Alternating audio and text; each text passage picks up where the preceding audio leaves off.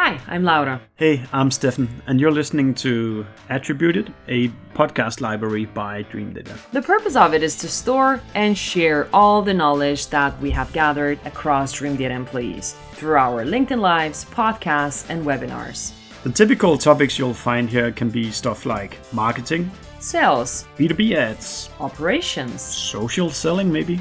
Welcome, everybody. Hi. Hello. So nice to meet you again.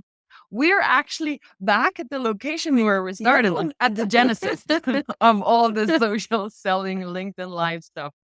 I'm crazy excited about the topic today. So our guest today is Ines, my colleague, the star of social selling at Dreamdata. And today we're going to talk about that with Ines. How did it feel to start social selling? What worked? What didn't? Because sometimes you might feel, oh, we are getting the hang of it. It's working. We love this. But does it actually scale? How can you scale it? Well, if you've got people like Ines, it's easy to scale. But she might have spotted some of the things that actually could be better.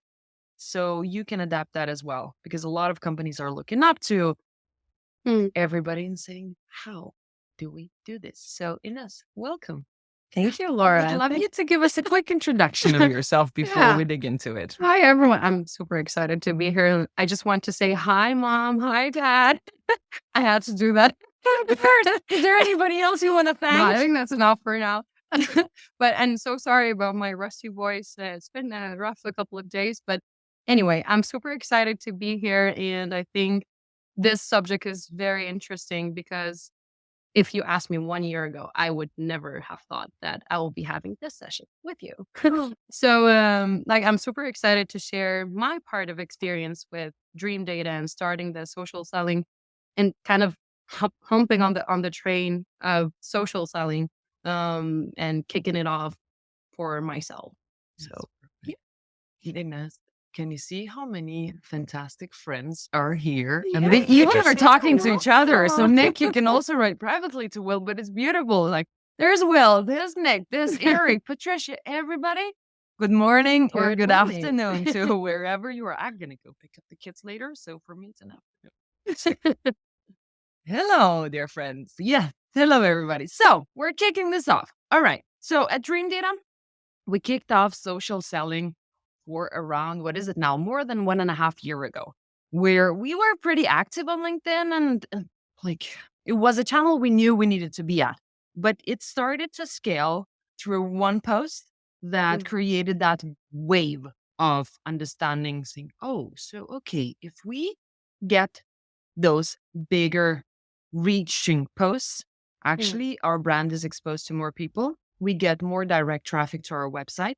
We can attribute social to the first touches of our deals. Our MQLs by that one post have actually skyrocketed. It was higher than that time when we announced our seed round and so on. So we decided, okay, we do this. And a lot of people on the team started to do that. It stuck with some, it didn't with some others. And then we started to get new people. And that's where Ines joined. And that's where we needed to figure out, okay, so how do we actually onboard people? How do we get them working? So Ines, can you tell us about your start with social selling at Dreamdata? Yeah. So a little bit of a background on me. Like, I've never done social selling properly before. Before joining Dreamdata, I think I posted 4 times. But I believe that I should be on LinkedIn. As a salesperson, I need to have kind of good profile and post and be present there. So when I joined Dreamdata, and Laura actually had a session where she was like, yeah, we're starting the social selling thing. Do you want to join? I'm like, yeah, why not? I mean, I wanted to do that. But what helped to kickstart it, or like for me to take that step to start posting regularly, was actually the little bit of process we had at that time. I remember we created the Slack's channel for social selling, where we kind of link the post, and then everybody's just there cheering you up, liking and commenting on your posts. But we also had sessions where we Laura shared her experience, how she started. Stefan, most of the team that was actively posting on LinkedIn would share their experiences, and also learning from external people. So all that combined helped me to kind of understand, okay, maybe it's not that hard to actually start it. And I could see how everybody was excited about it and how everybody was cheering. Except that wasn't enough, because that could get you going for like a couple of posts, 3 posts, 4 posts when you're super excited of joining a new team and a new company. But then to be consistent, it takes a little bit more than that. And that's what I discovered by time, because there were times where I didn't post that much, and there were times where I didn't feel like posting or I didn't know what to post. And that's where I kind of leaned back on the team, not the process, but the team. And I remember, Laura, I came to you so many times, like, I'm out of ideas.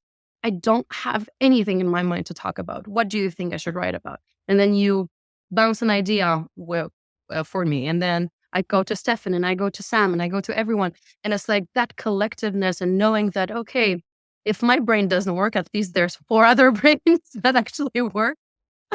So that helped a bit. And then another thing that I also relied on to keep that consistency, because bear in mind, this was a new job for me. This was a new field for me, and this was a completely new territory and product. So I didn't have necessarily that much knowledge to talk about. So I leaned on the blog, and we're very lucky to have an insanely good content manager. Shout out, Jeremy. But the blogs that we have on our website were amazing. And that was a mind goal for me, because it's good information. It's correct information backed by data with a lot of research behind. And I just read the blogs, picked up like 2, 3 main ideas, and then I would make it my own. I would kind of put it in my own words, or do it in a video, do it in a GIF, whatever it is. So that's kind of how I kicked it off a little bit. That's very nice. That sounds like it was easier than it actually was. But let me unpack a couple of things. Yeah. So there was one thing that you mentioned before we actually started talking on live, was starting in a new company, in a new domain that you don't know. You're selling to marketers. You're not a marketer yourself. You're in sales. How did you balance the fact that you know half of the things what you're talking about on LinkedIn? Yeah, that was one of the major challenges at the beginning, because I had this fear in my mind that, okay, I'm going to post, I'm going to sound like an expert, and people are going to expose me because I'm new to this field. I'm not a marketer, and I'm talking to marketeers that have been doing this for the past 15 years or 20 years. There's no way they're buying my whatever. So like in my mind, that was haunting me so much. Is like, what if someone comments negatively on my comments? How would I respond? What if they ask a question that I don't know how to answer? So all of those things, they were on my mind, but I kept posting because of all the other positive things. But by time, I switched my mindset a bit, because instead of looking at it from a perspective that I am the expert and I'm lecturing people on LinkedIn, I started thinking about it as if I'm sharing my experience. This is what I learned. I had this experience, and these are the outcomes. This is what I actually learned throughout that experience. And nobody can actually question that. Nobody can come to me and say, oh, you're not allowed to say that about your experience. Of course I can. It's my experience. It's my perspective. And that's how I learned to think about it like more positively. It's like, and it's fine to share that I don't know things. And it's fine to share that I did something wrong. I messed up a process. I didn't handle a stakeholder, or I didn't know how to pitch, or I didn't know how to do things. Because guess what? Those posts are the posts that I have the most engagement with. Those are the posts that people can relate to. And I have so many people reaching out to me, not to talk about Dreamdata, not to talk about sales, not to talk about marketing, just to say, I know how you felt. I've been there. I've done that.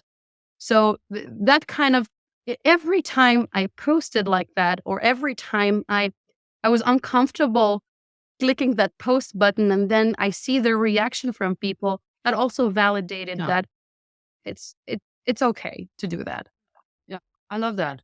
And going all the way from you can rely on your team to help you out on posting, but at the same time, stitching it with your own messaging is kind of to get the message out that it feels like you. And there is another point that you, at the beginning, it's very normal. You copy what other people are doing in your organization, you try to be like them. But at a point, there is a specific time when you figure out, okay, this type of content is me. Yeah. And what is the specific content that you found to be you? I think for the people following me, they probably know it's videos. And I've been lucky enough to work with a video marketing platform in my previous job. So I got used to it. I was using videos. I'm still using videos a lot in my outreach, in my sales processes. But when I thought about being active on LinkedIn, that was a no-brainer for me, because when I'm recording videos, that's the most authentic I can be. I am the goofy as I am in real life. I talk the way I will talk to you in real life. And I'm just like, I'm more relatable. And for me, that was the whole point of being on LinkedIn, because I had a motive why I wanted to be on LinkedIn. Of course, Dreamdata and supporting the team and being part of the big strategy and the big overview was one of the main reasons. But I also know that I want to build a brand. I wanted to have a voice, and I wanted to be on LinkedIn, not only for the sake of Dreamdata, but also to talk about things that are part of my personality that make me the professional that I am in every possible way. And video did that for me. So I knew that was my kind of my path. And maybe that's a little tip for anyone that is thinking about starting being active on social. Find the things that you are passionate about outside of your job. We have Sam, which is like a perfect example on the team. He likes memes. He enjoys creating memes, and he's funny, and that's part of his personality. And he only posts memes. Still gets the point. Still gets the goal achieved. So, like most of the people actually struggle at the beginning to find that. I was lucky to find it in the beginning because I knew what I wanted to do. But just try it out. Try text. Try GIFs. Try videos. You never know. You just have to try it in a way. Sounds good. Now we talked about the start and how the process is unfolding, really. And right now we're going to take a couple of questions, because I think some of them are really adding a lot to the discussion. So now, you mentioned your why for LinkedIn. And it sounded like a big part of it is also your personal brand. But Nick is poking the bear. And I would like to pick that up as well. So what Nick is asking is more about the content. And what are you going to use it for as the next part? Because personal branding comes in. Yes, you're posting content. Is that the only part for social selling? Just posting content? What else do you use it for? Yeah. So I think for this part, it has been phases. So when I started posting with Dreamdata, I didn't have followings. I didn't have a following. Nobody knew me. I had to build that up, right? And mainly for that phase, I had to post. I had to post a lot. And maybe I'm like, that's not the best strategy, but at least that's what kind of happened with me. I started posting, and for me, the goal is to be consistent, to get my face out there, to get my voice out there, and then everything will fall. And then I could see the numbers coming up. I could see the number of following, and then I could see people other than my family liking my posts. So that was really good. But I started seeing interactions. I started seeing like people liking all my posts and then commenting. And then it moved from commenting to going to the inbox where I had conversations. And then now the phase I'm in is actually commenting on other people. I didn't used to do that. I think I still don't do it effectively right now. I don't do it in the most perfect way, but now I take the step and I actually engage with other content creators on LinkedIn. It doesn't have to be around attribution because I'm working with attribution. It can be around sales. It could be around marketing. It could be around anything because yes, LinkedIn is a professional network, but people talk about other parts of their life. I talk about other things of my life. I talk about immigration. I talk about sales. I talk about being a woman in sales, whatever it is. So engaging with other content creators is also part of social selling. And it's a very important part of social selling. And I've created a lot of conversations and made a lot of LinkedIn friends out of those because I take the step, right? Yeah. I take and I engage as much as people engage with my content because when you post on LinkedIn, you'd like people to comment on your posts. You'd like people to like your posts, sure. engage, right? That's where it starts. And especially for, like, I can't put it like that, your generation, but it is like that. You do want to be liked. And that also is one of the reasons why we have the social selling channel at Dreamdata. Yeah. It's like, yes, one, to encourage everybody to post and to be consistent because you see your colleagues do it, then you're kind of missing out and you want to be there too. But also the rest is going to comment and like.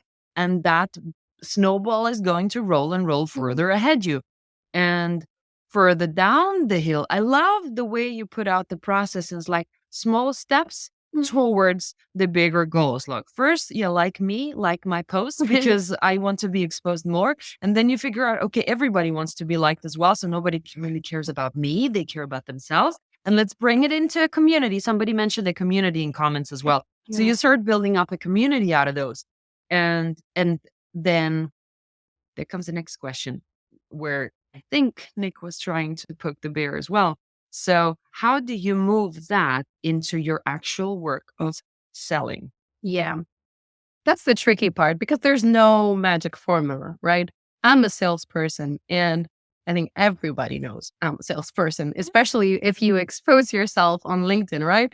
And I think people are already traumatized of salespeople pushing too much or like pitching straight away. So to be completely fair, I don't like to pitch on LinkedIn.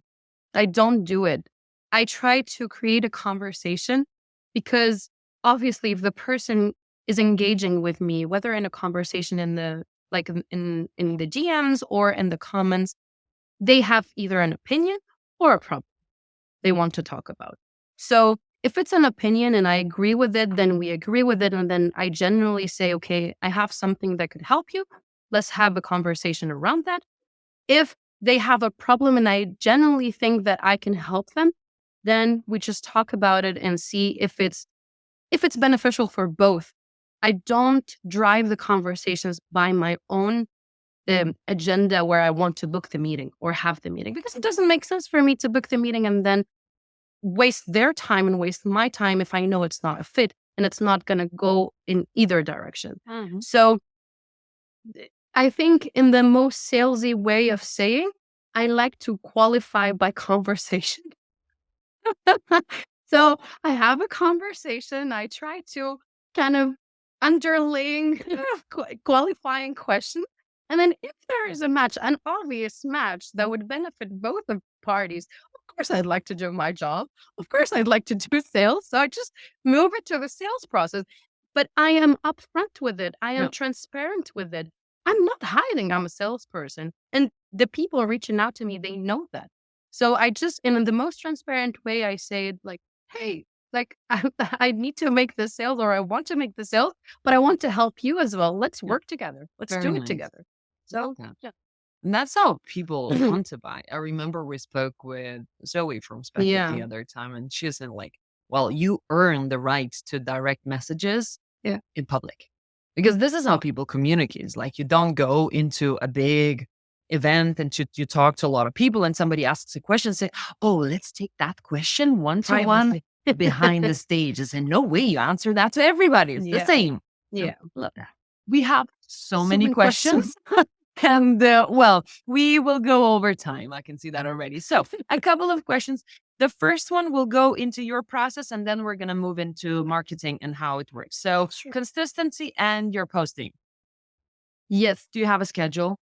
Yes. Oh my God. This topic. I think I tried everything. I tried schedule posting.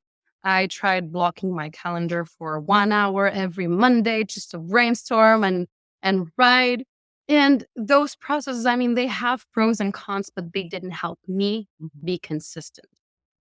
Instead, what worked, and I uncovered this process throughout months and months of trying. I didn't come up with this process in the first month or the second month, but I was talking to myself and I was like, okay, what gets you to the point of fulfilling a task or like finishing a task? I was like, okay, I usually have a to-do list with tasks, and then I break it down and I finish the task. I was like, okay, I really like to-do lists. So I did an experiment and I was like, okay, in my to-do list, the first task I will put is post on LinkedIn. Nothing more. Post on LinkedIn. I don't put the subject. I don't put whatever I want to talk about. I don't do anything. I just put post on LinkedIn.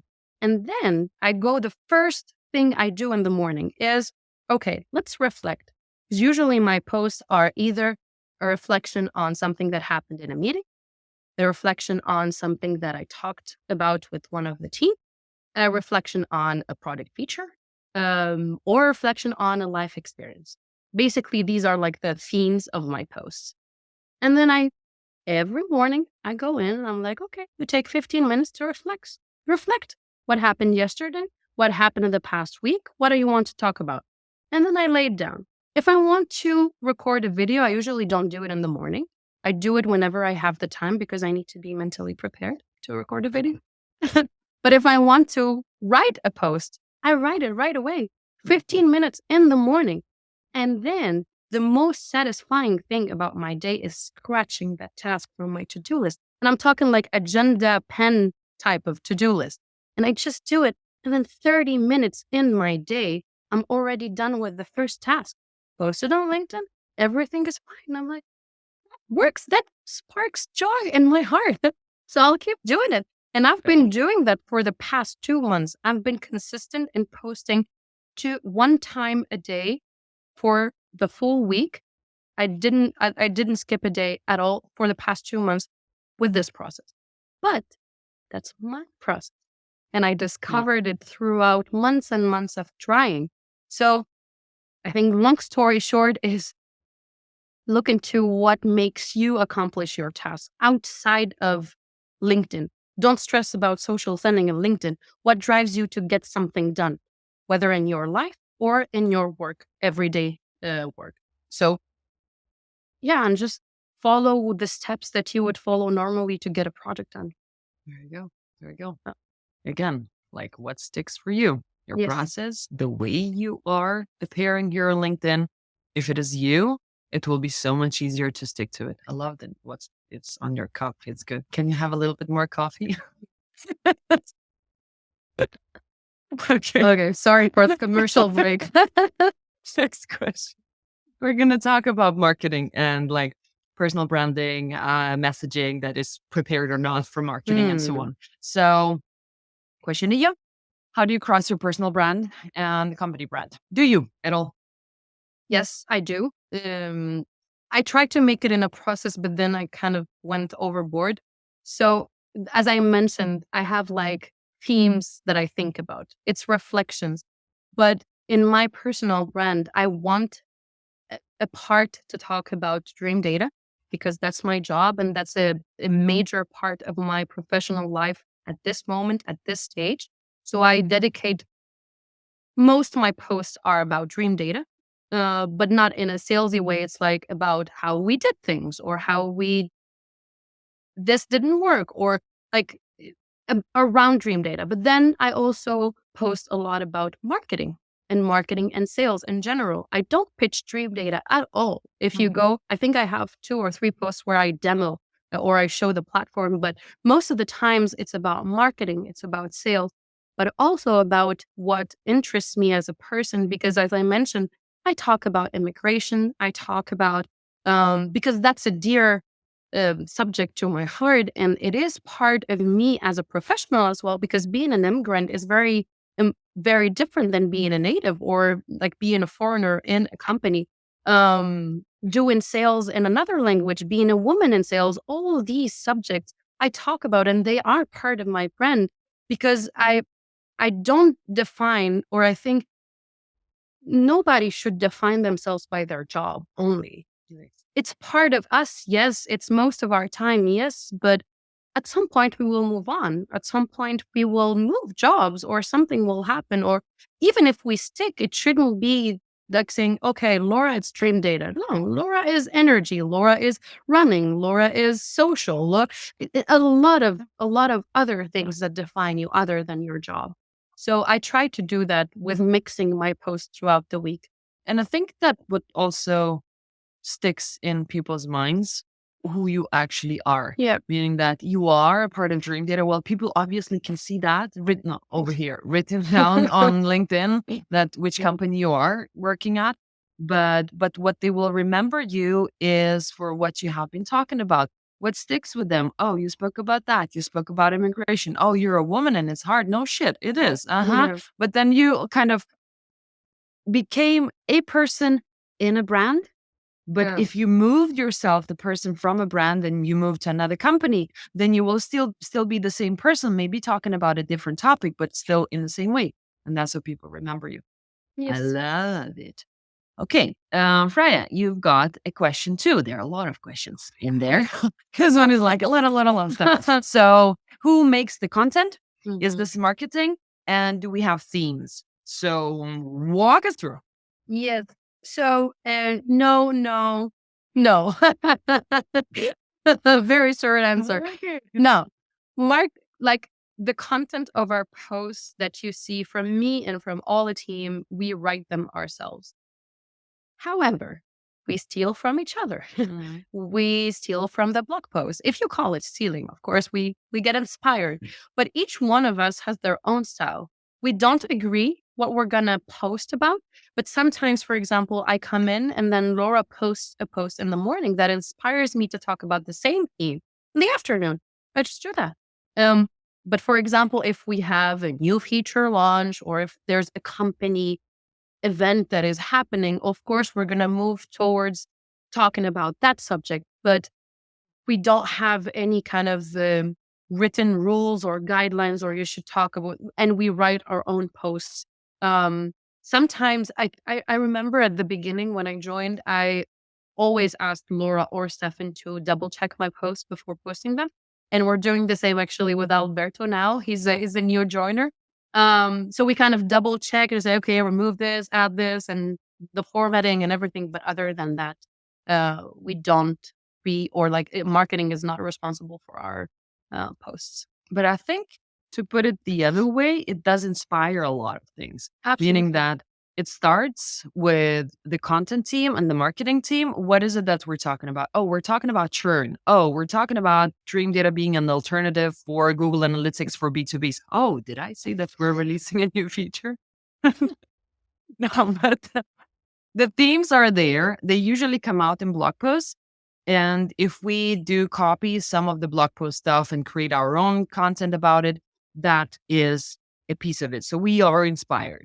Then, well, Stefan posted about some specific feature. Let's say Google Analytics is not fit for B2Bs. Oh, maybe I should make the same. And then it means that, oh, I'm creating it and maybe Ines is going to get inspired of it. And it feels like for people watching that this is a theme we're talking about, but it's not like very straightly coordinated. Now everybody go post that specific thing, because then it becomes unpersonal and it will feel like an ad. Yeah, and people will be spammed. But I think it will become different when we grow.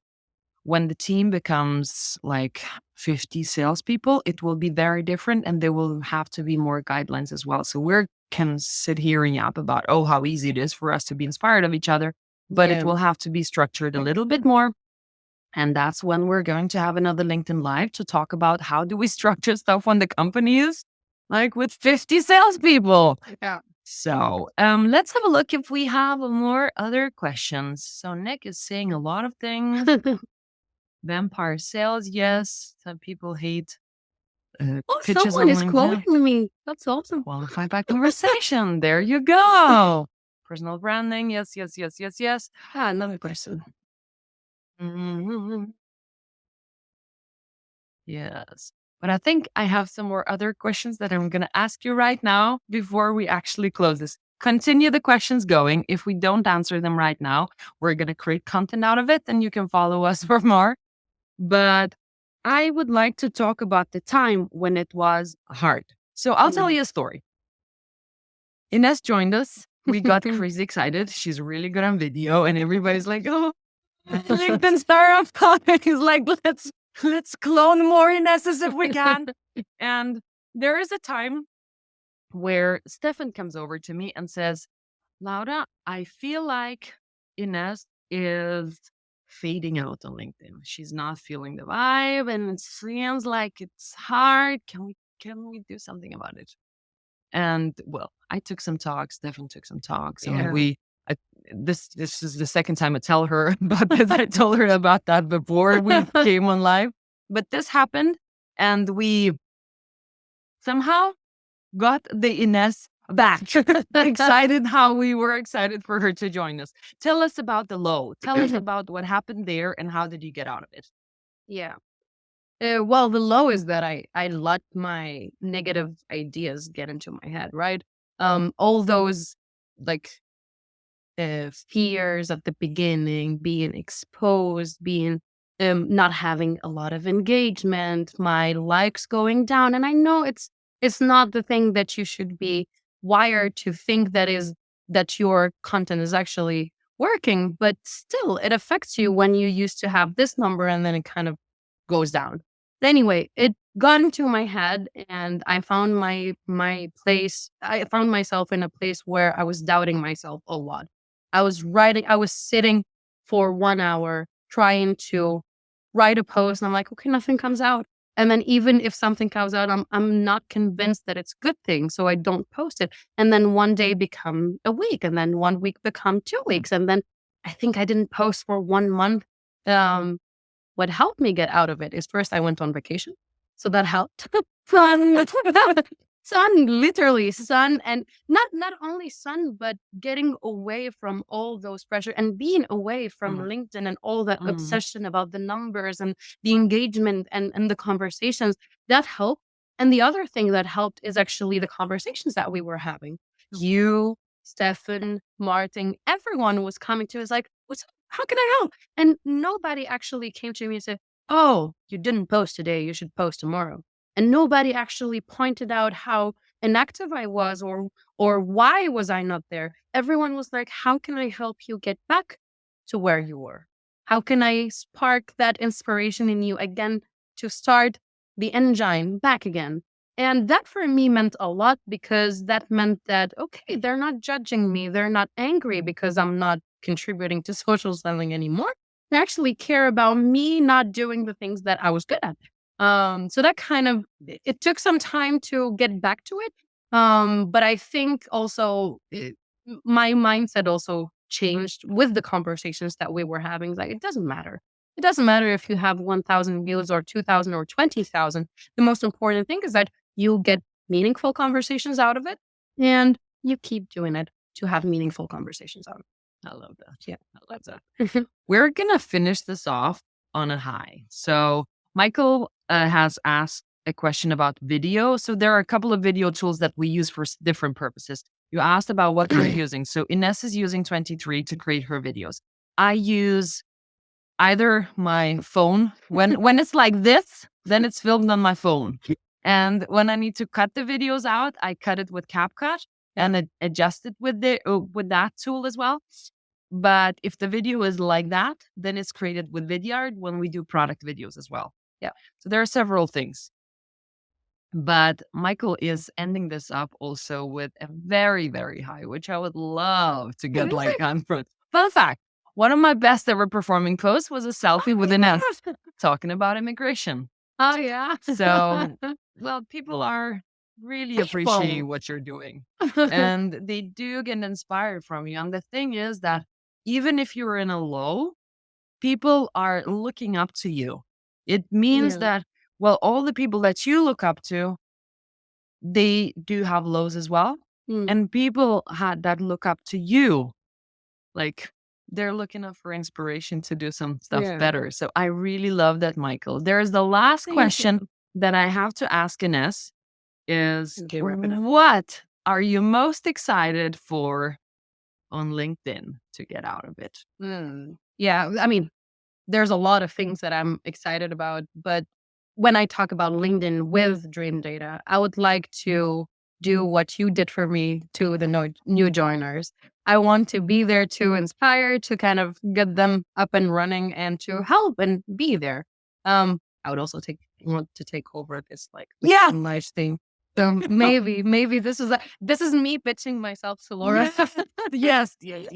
So now we split it, Stefan and I, but we're going to be adding Ines to some of the sessions as well. You can see how much of a star she is. So we're going to have to plan in which sessions those are. So whoever would like to be a guest on Ines's LinkedIn Live, well, know where to tell find us me. which way it is. Down there. Tell us that in the comments and we're going to make that happen. Yes, your dream work out. Thank you very much, everybody. It was amazing energy from all of you. Thank you for the questions. Thank you for watching us. And see you out there. We hope you like listening to us. Subscribe to our podcast and the ones that we have been guests on. And if you have any feedback for us, just do let us know. And should there be a guest that you think we should be talking to, then pitch us. We're looking forward to seeing you.